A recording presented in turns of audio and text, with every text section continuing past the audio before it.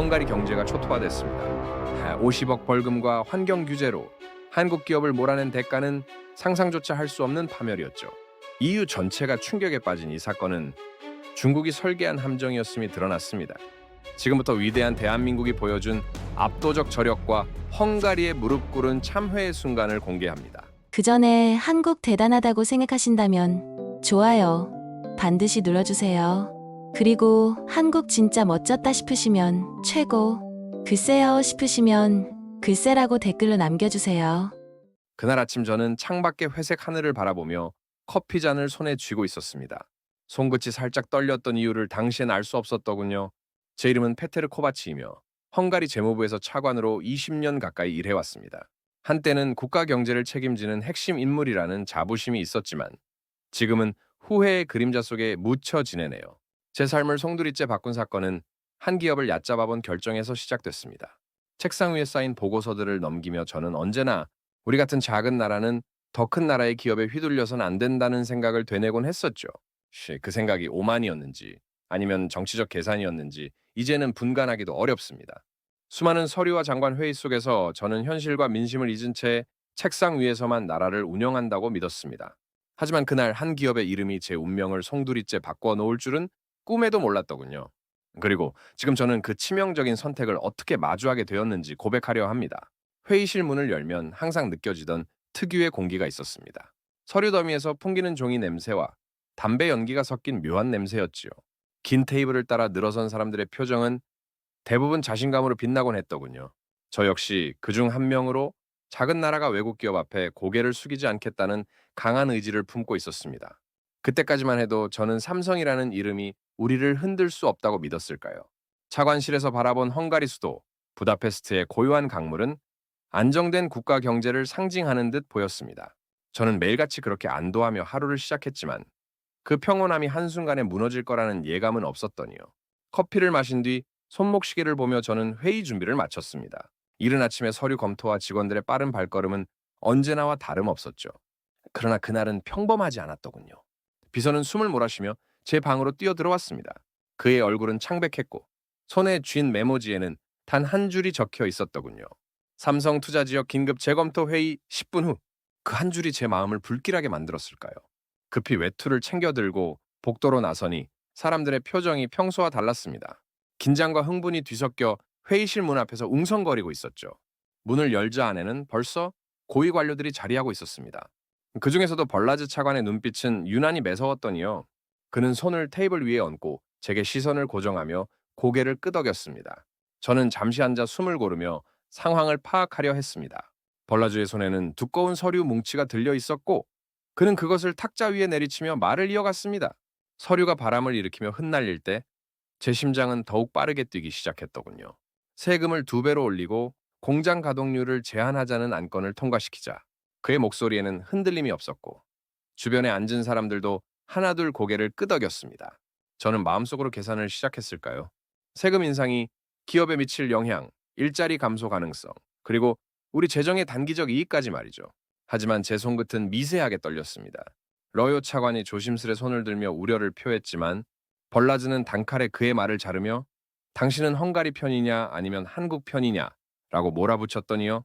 그 말이 회의실을 가르자 누구도 쉽게 반박하지 못했습니다. 저 또한 입을 다문 채 눈을 내리깔았죠. 결국 안건은 만장일치로 통과되었습니다. 손을 들며 찬성을 표시한 제 손목이 유난히 무겁게 느껴졌더군요.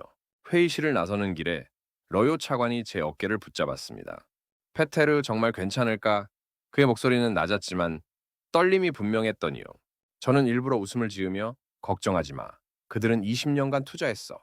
쉽게 떠나지 않을 거야 라고 말했지만 제 마음은 조금도 평온하지 않았습니다. 그날 밤 집으로 돌아와 아내에게 자랑하듯 이야기를 꺼냈을까요?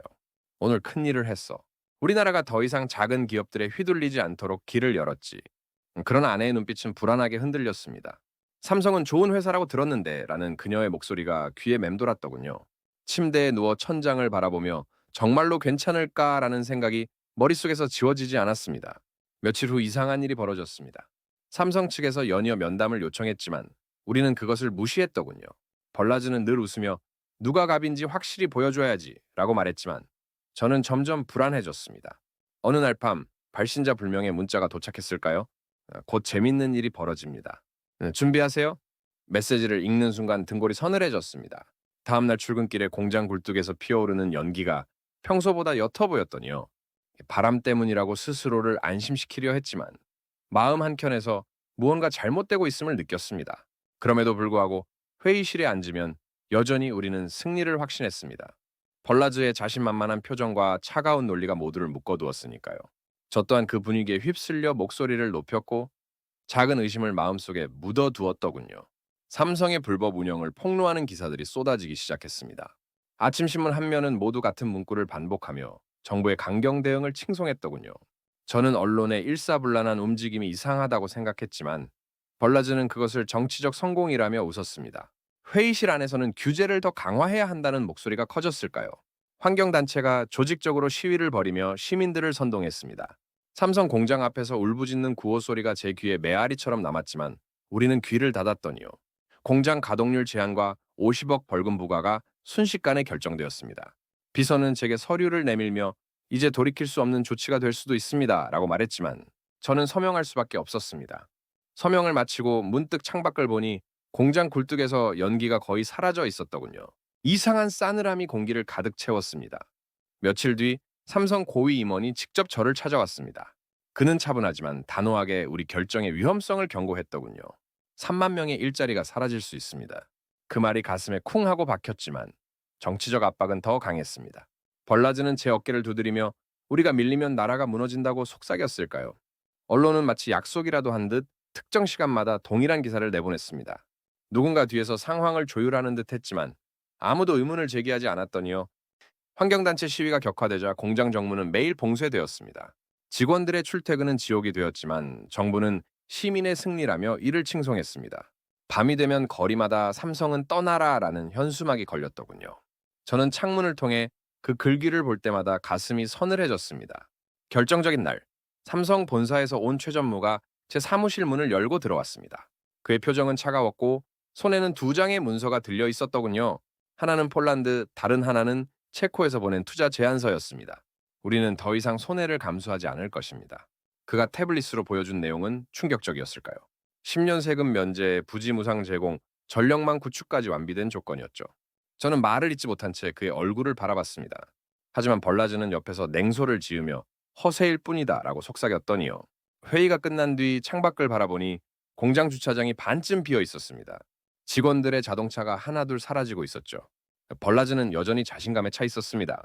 그는 와인을 들며 삼성이 투자한 자본을 버릴 리 없다고 장담했더군요. 정치인들 역시 벌라즈의 말에 동조하며 우리가 이긴다는 확신을 퍼뜨렸습니다. 하지만 저는 회의실을 나설 때마다 공장의 어두운 불빛이 눈에 밟혔을까요? 밤하늘에 드리워진 그 어둠은 단순한 조명 문제가 아니라 다가올 재앙의 전조 같았습니다. 익명의 내부 고발자가 보낸 문서에는 공장 이전 준비가 이미 시작됐다는 내용이 있었더니요. 비서는 조심스럽게 제게 그 보고서를 건넸습니다. 차관님, 이대로 가면 정말 떠날 겁니다. 보고서를 읽는 순간 심장이 철렁 내려앉았습니다. 하지만 그 경고를 받아들이기엔 정치적 체면이 너무 컸더군요. 저는 보고서를 서랍에 넣고 열쇠를 돌렸습니다. 마침내 그날이 왔습니다. 아침 뉴스 속보는 제 눈을 의심하게 만들었더군요. 삼성 헝가리에서 전면 철수 결정. 기자들의 목소리는 차갑고 단호했으며 화면에는 울부짖는 노동자들의 모습이 가득했습니다. 단순한 감언이 아니라 완전 철수라는 사실이 밝혀지자 도시는 충격에 빠졌을까요? 비서는 제게 보고서를 들고 뛰어들어와 3만 명이 하루아침에 실직하게 됩니다 라고 말했습니다. 전화벨은 쉬지 않고 울렸더니요. 협력업체 대표들이 울먹이며 정부가 책임을 지라고 외쳤습니다. 그 순간 머릿속이 하얘져 아무 말도 할 수 없었습니다. 긴급회의에서 총리는 책상을 내리치며 왜 이렇게 됐나를 따졌지만 누구도 답을 하지 못했더군요. 저는 단지 숨을 헐떡이며 눈앞이 어두워지는 걸 느꼈습니다. 괴드시라는 도시가 하루아침에 유령 도시로 변했습니다. 공장 정문은 굳게 닫혔고 경비원 몇 명만 덩그러니 서 있었더군요. 평소 점심시간이면 사람들로 북적이던 식당가와 상점들이 문을 닫기 시작했습니다. 도시는 침묵했고 거리는 황량했을까요? 협력업체들이 줄줄이 도산하면서 실직자 행렬은 더욱 길어졌습니다. 사회복지센터 앞에는 구직자들이 줄을 섰고 절망에 빠진 가장들이 눈물을 감추지 못했더니요. 한 시장은 제게 찾아와 서류를 던지며 정부가 만든 재앙이라고 외쳤습니다. 눈앞의 현실은 정치적 구호로 덮을 수 없었습니다. 부동산 시장은 붕괴했고 집값은 순식간에 반토막이 났더군요. 밤마다 도시는 한숨과 울음소리로 가득했고 저는 그 모든 소리를 들으며 잠들지 못했습니다. 삼성이 빠져나가자 다른 외국 기업들까지 철수를 검토하기 시작했습니다. 독일과 일본의 투자 프로젝트가 줄줄이 취소되었고 유럽연합은 헝가리의 투자 환경을 재평가하겠다고 발표했더군요. 신용등급은 곤두박질쳤고 외환 보유고가 급격히 줄어들었습니다. 재무부 보고서에는 세수의 40%가 사라졌다는 충격적인 내용이 담겨 있었을까요? 공공사업은 전면 중단되었고 공무원 급여조차 지급이 어려워졌습니다. 시민들의 분노는 극에 달했고 시청 앞 광장은 매일같이 시위대로 가득 찼더니요. 우리가 뭘 잘못했나라는 절규가 밤하늘에 울려 퍼졌습니다. 은행은 줄도산했고 국가 파산설까지 흘러나왔습니다.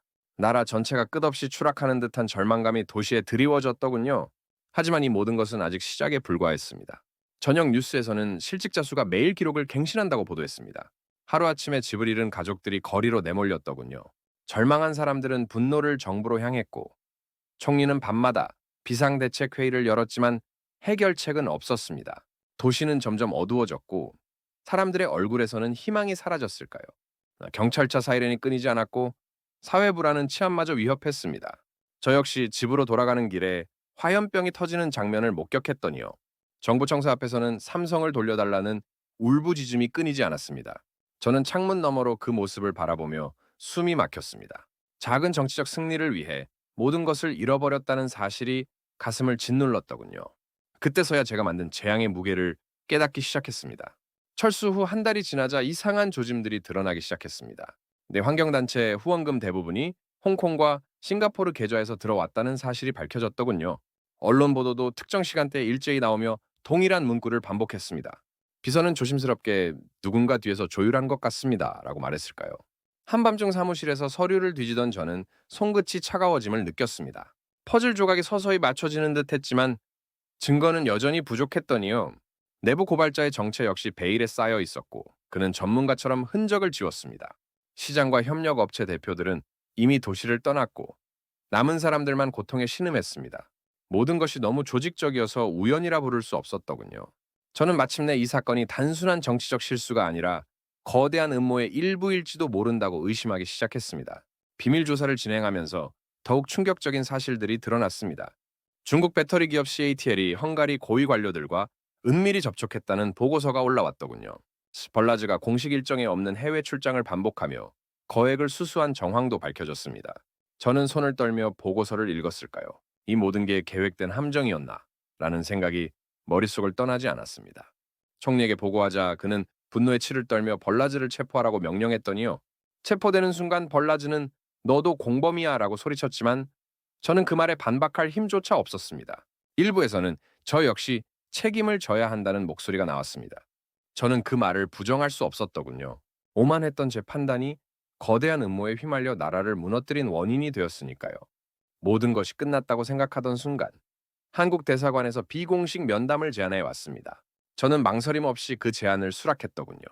회담 장소에서 만난 삼성 측 박상무는 차분하지만 날카로운 시선으로 저를 바라보았습니다. 아직 늦지 않았습니다. 그 한마디에 제 심장이 뛰기 시작했을까요? 그는 CATL이 유럽 전역에서 동일한 전략을 사용해왔다는 자료를 보여주었습니다. 환경단체 지원, 언론 조작, 규제 압박, 경쟁사 철수 유도까지 모든 것이 치밀한 계획이었더니요. 저는 그 자료를 손에 쥐며 몸이 떨렸습니다. 진실이 드러나면 헝가리는 다시 기회를 얻을 수 있을지도 모른다는 희망이 생겼습니다. 하지만 박상무는 조건을 제시했더군요. 총리가 직접 사과하고 향후 10년간 세금과 규제를 동결하며 이번 사태를 투명하게 조사해 공개해야 한다는 것이었습니다. 총리는 처음에는 거세게 반발했습니다. 국가의 자존심이 걸린 문제라며 사과를 거부했더군요. 그러나 경제는 이미 붕괴 직전이었고 국민의 삶은 나락으로 떨어지고 있었습니다. 저는 총리실에서 무릎을 꿇다시피 하며 간청했을까요? 이 길만이 나라를 살릴 수 있습니다. 긴 침묵 끝에 총리는 마침내 결단을 내렸습니다. 그는 제 손을 잡고 내가 직접 한국에 가겠다고 말했더니요. 동시에 벌라즈와 관련된 모든 증거가 공개되었고 중국의 공작 사실이 드러나자 유럽 전역이 충격에 빠졌습니다. 헝가리는 단순한 피해국이 아니라 국제적 음모에 희생된 나라로 여겨지기 시작했습니다. 기자들은 연일 프로젝트 드래곤이라는 이름을 보도했더군요.